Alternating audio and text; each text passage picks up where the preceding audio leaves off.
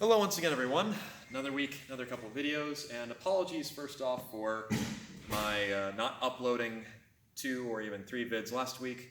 We've finally been able to open the school up again in a limited capacity, and so my schedule has gotten a lot more busy. But all that aside, we're finally returning back to video game mimic fighting styles. I really need a name for this series. But anyway, and today, as you might have guessed by the big stick on my shoulder, we're going to be doing the Kensei.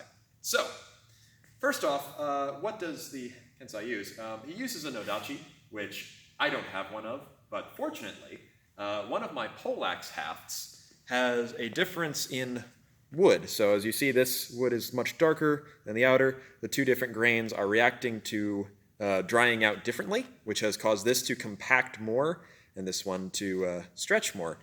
Very similar to how a bow, laminating a bow in that regard. So that's led to this nice gentle curve that will serve quite well as my makeshift Nodachi. The length is a little bit longer than the Kensei's, but it's close enough that it'll work. As a note, by the way, I'm holding it by the handle, so it's a little more comfortable for me, which means that there's a slightly swelled end that would be attached to the hammer, but is instead just going to serve as our tip. All that aside. So, first off, let's talk a little bit about the Kensei's backstory and some cool details about him. And he's going to be the only hero we're doing today because I think he really deserves an entire video to himself. I'd say one of the most versatile of all of the characters, and there's actually some decent lessons to be learned from their perspective. Now, if you haven't watched the show before, like I got an audience. Anyway, if you haven't watched this before, keep in mind, I'm not looking at this from a realism perspective.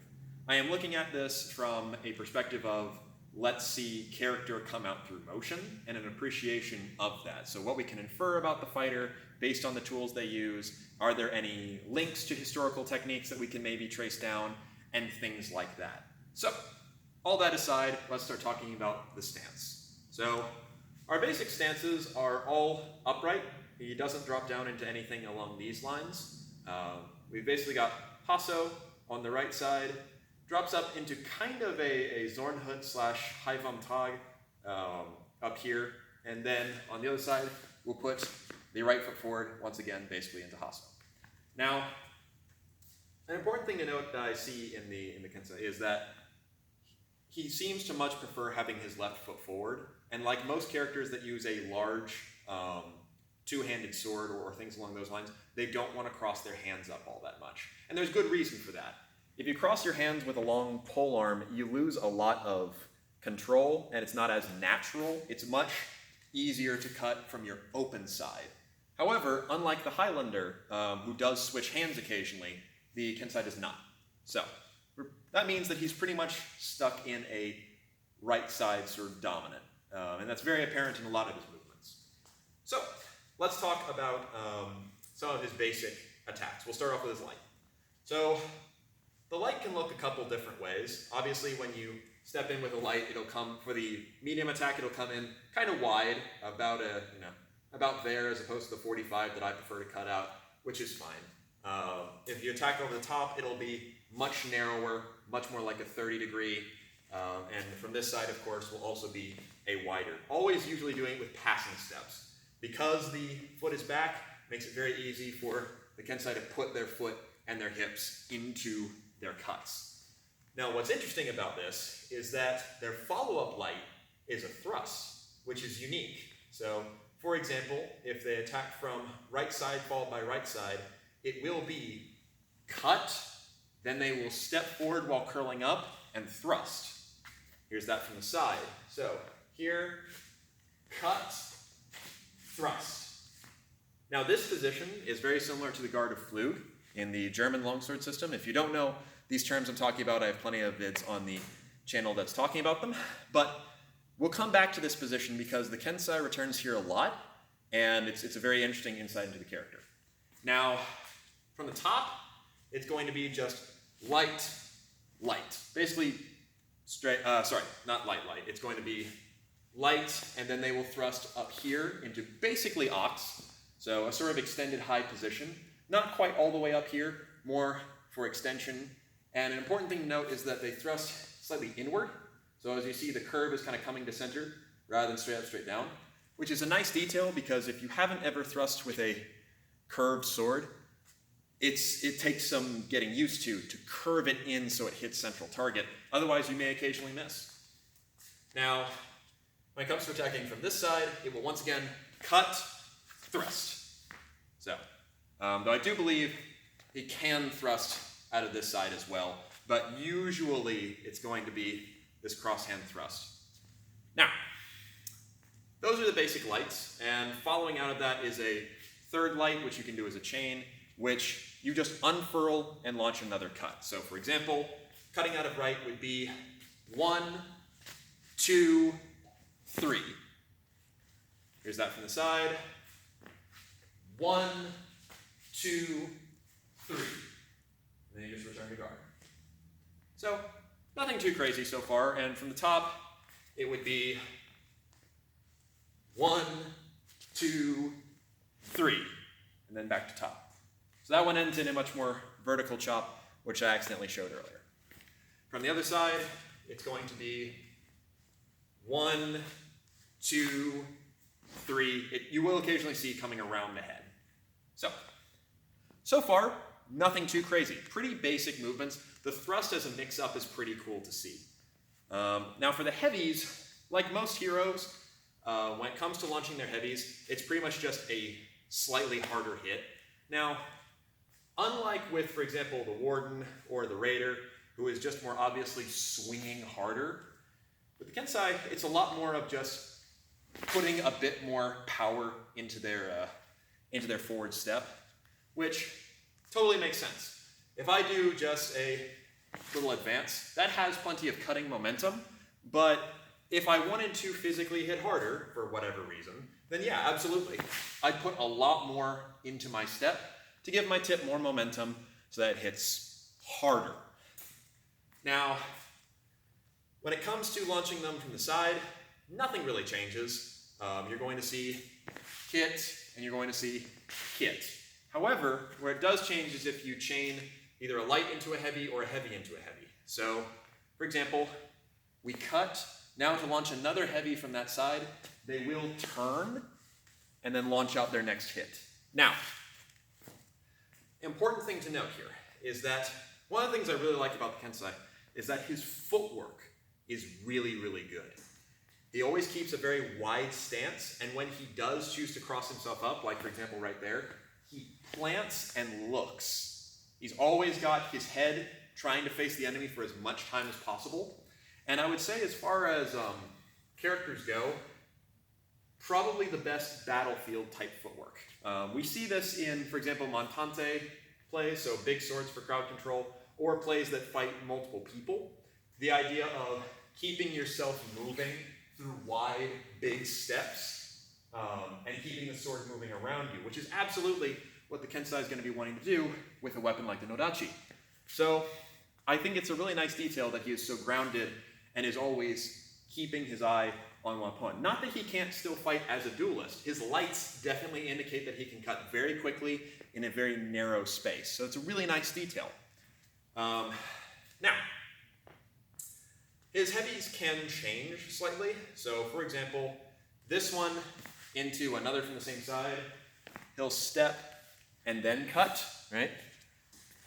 If he heavies from one side to the other, it's going to be boom, he'll turn, boom, pretty much just a back and forth swing. When it comes to over the top, then we get things a little more exciting. So, boom, he will turn and come up into this position. Now this is where things get exciting, because from here, the Kensei has a mix-up. He can do a bunch of different things from this position, but one of the biggest things he can do is if you go to guard high, he can direct his heavy to a different area, which is really, really cool, because it shows that he understands his own predictability. So let's talk a little bit about my theory about the Kensei. So first off, what does Kensei mean?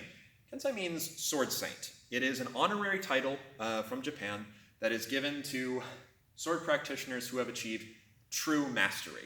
For example, you would have Musashi is a Kensei. He is a sword saint. Now, that's not to be confused with Kenshi or Kenshin, which would be just swordsman. And so to be exalted as a sword saint amongst swordsmen in a sword culture is quite prestigious.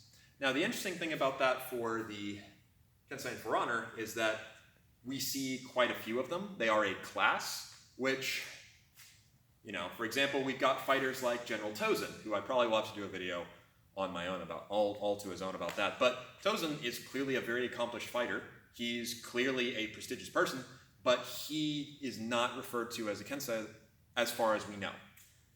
Instead, only the people who are wielding Nodachis are referred to as Kensei. Now, this could be just video game, we gotta do what we gotta do, though it's also important to note that quite a few Kenseis are in charge of, they are daimyos, or alternatively lords of castles. So maybe it has something to do with that, the word having changed in regards to what you're actually doing. It could be just a bar that you've got to reach. I mean, they've been isolated, the samurai have been isolated quite a while in the story, so maybe there's more who have qualified to Sword Saint status. Maybe it's just following the teaching of a particular Sword Saint, and so that has led on to that. But either way, the idea behind it is supposed to be that the Kensei is a master of all the techniques they do, and what I think is really cool about this is that the Kensei embodies that in their moveset. So now we get back to what I was talking about, which is we launch one heavy and we go to launch another. Now they are aware of the fact that they are predictable here. It's impossible not to see this cut coming. But the Kensei has the ability in-game to direct that cut to any other opening. They can also even turn back and cut from the other side. Now, I will point out, this is the one thing I don't like about the moveset. You could just bring it across and cut from here, but the spin looks flashier, so I get it.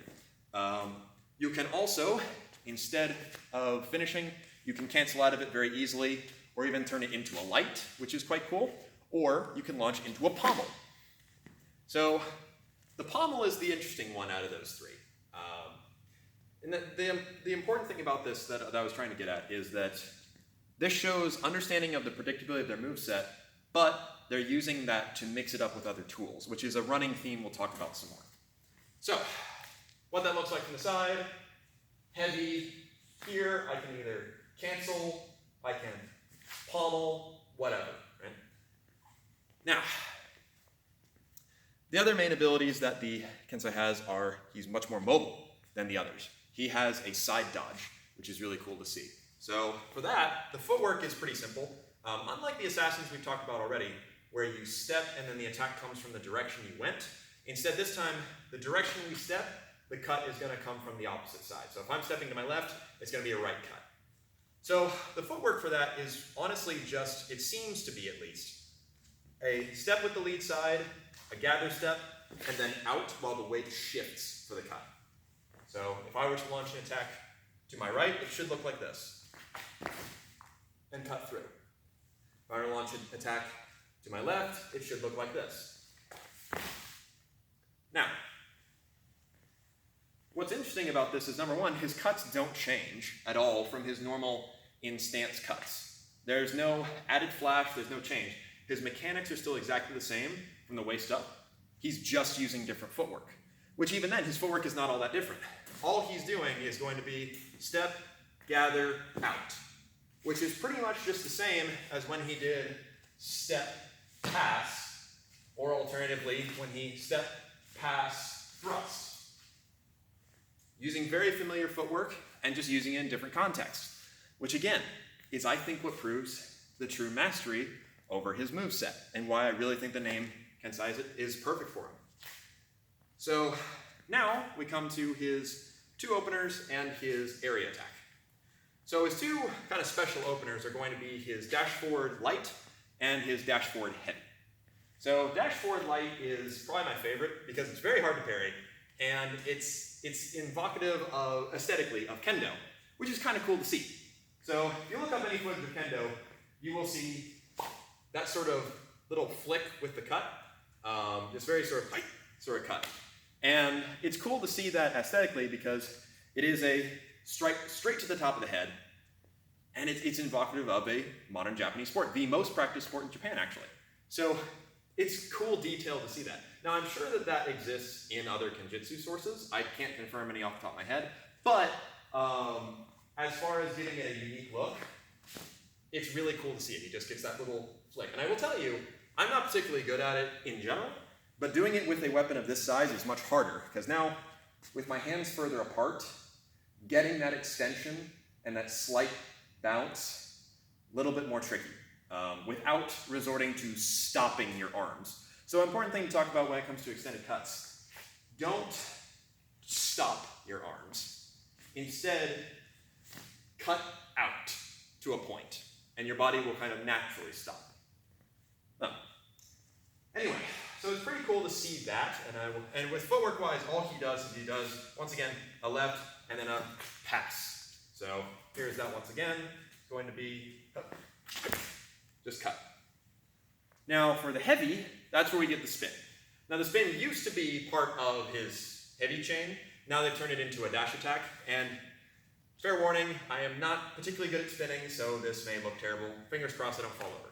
But what you're going to do from here is it's once again going to be a step. We're going to step in, spot, and then we're going to cut straight down. So I'll show that once again from the front, and I'll do it from the side. So step, cut, and we do cut all the way down to the floor this time. Now alternatively on this side, make sure I've got the angle, good. Step, cut. Now, practicality-wise, again, probably one of the things I don't necessarily like as much about the moveset, as it seems a tiny bit out of place compared to the others. But when he says it with his line of "let's have an honorable showdown," which I can't do in Japanese, it's cool. So it's also a great way to cover distance in a cool way. So anyway, though, last his area attack. Now the area attack is pretty simple. All you're going to do is from here, you're going to launch out with a cut from left. So boom, step around, flick, and that's going to be boom with a drop to the knee. Now, I dropped straight onto my knee. He's playing a little bit more into this, which I will try to do on the next take, but here. Now we see this a decent amount in some of the Kensei's executions, which we'll come back to, and also in the Uruchi, whatever. Anyway, and some of the early trailers for Honor, we see this knee drop, which is, not a terrible idea. It voids the head, and you're bringing yourself low, and you're still cutting with all of your hips. So it's a nice way to end an otherwise predictable combo. So here's that now from the side. So we're here, it's going to be left cut, flick cut, then down. And then we just rise back up. Now, those are all really, really cool, and what I like about them the most is that they're all the same pieces. They're the pieces we already talked about, just kind of used under different contexts, which is super cool to see, because it's these masteries of these small bits of technique that he is applying in situation after situation after situation, and usually works out, and makes a very tight moveset, which is just awesome. Now, something else I want to talk about is the tendency to fold back to here. So, same idea, right? We've talked about how he likes to use certain techniques. This one is one of the more common ones. It appears in 2 of his executions, as well as his general fighting. So, we have, for example, the light thrust. It also used to appear in his minion kills before those got taken away. We also have it in 2 of his executions, like I said, which we will get to in a moment. But I wanted to talk about the position itself first.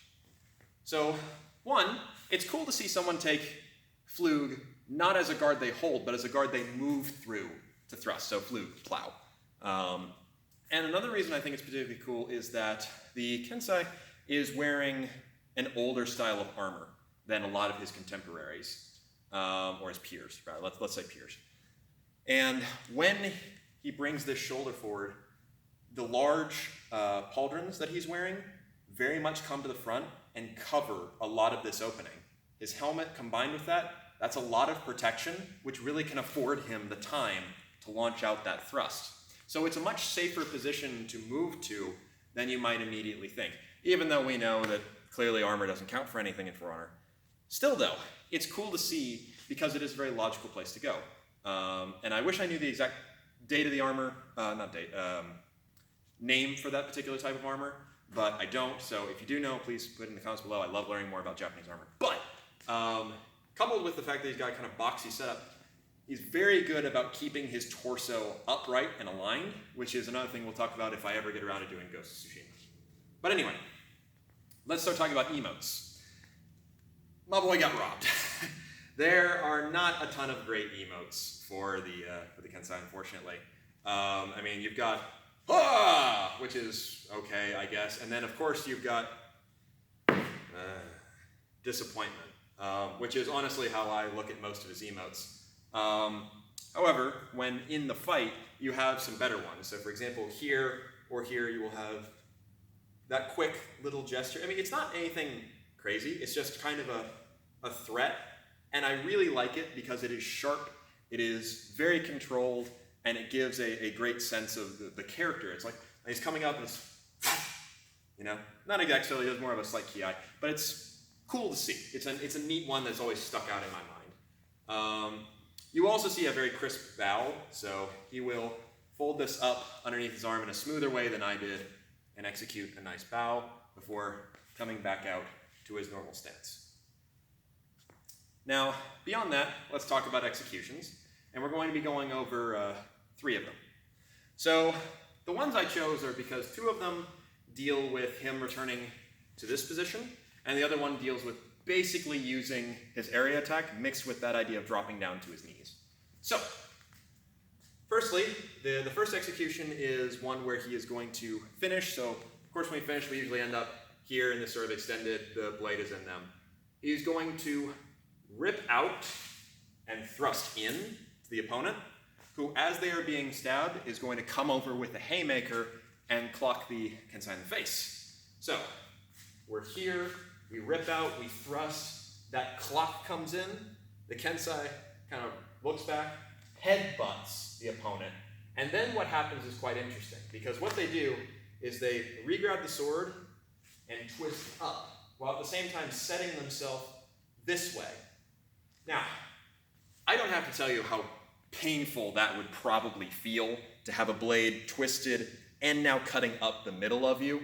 And he was intentionally doing this to be cruel to the opponent, which in the executions we do mostly see quite an amount of respect given to the opponent from the Kensei. However, he does have a mean streak here and there. The execution where he chops off someone's arm and then points to it and laughs, or where they throat chops and then throws them down onto the blade. There's a mean streak to him, which I think is meant to show the arrogance of mastery, or then the better side of it. So that's a cool detail that I probably read into a little bit too much. But anyway, so we come in, we've landed our finishing blow, we pull, we thrust, smack, headbutt, twist up, rip. And that would be just incredibly painful. But once again, we see returning to this position, which is kind of cool. As well as a very structured rising up while switching directions, which is another thing that Kensei is really good at doing. Now the next move is like the flip side of that. It's the same idea, but now it's much more respectful. So this time, we land our heavy, and we're going to pull back and thrust through the person's mouth. Now this throat, mouth, anyway, up there. At this point, the Kensei is going to very delicately set them down. Now at this point, the hilt would be balanced up against the person's body weight. I'll obviously set mine down, but would set them down, deliver a respectful bow before rising and very carefully removing the sword in a similar fashion to the way we removed it before. This is to ensure that the body does not fall over, which is, again, they're kind of inverses of each other. Same general idea, but entirely different context, which I really like to see, because if you use your executions in a certain way, you could make your Kensei look more arrogant or more respectful. So here's that once again. So heavy, pull, thrust, careful, down, and clear. Now, the final execution we're going to see is one of the more complicated ones, but it chains both the area attack and the idea of dropping down to the knees. So this one of my favorites, looks like so. So we've landed our hit, boom. Now what we're going to do is we're going to step back and clear. So once again, we rise up to draw out, which of course puts the edge up against their flesh and cuts through as you pull. And we're going to step out wide with a cut. From there, we are going to step, and we're going to drop with our cut. So here's that once again. Landed, clear, cut, cut. Now we're going to shift the weight back, cut. That took a little bit of practice, no lie, to be able to do that confidently. It's super interesting. Oh, and I'm forgetting a detail. On the first cut down, you do release with one hand, which I think is just purely aesthetic. But here is that one more time. This time I'll do it from the front. So boom, clear, cut, step around, cut, boom, and we're back up.